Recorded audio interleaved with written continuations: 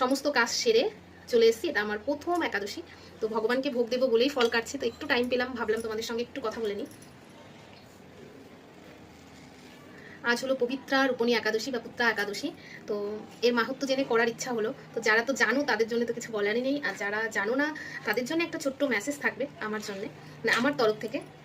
যাদের সন্তান হচ্ছে না বা সন্তান নিতে চাইছো, তারাই একাদশী মন থেকে ভক্তি ভরে করতে পারো। তো সেক্ষেত্রে সন্তান লাভ এবং পুত্র লাভ এরকম আছে, যেটা মাহাত্ম্য সেটাই তোমাদের বললাম। হবেই এটা বলবো না, বিশ্বাসে মিলাই বস্তু তর্কে প্রকৃত, ঠিক আছে?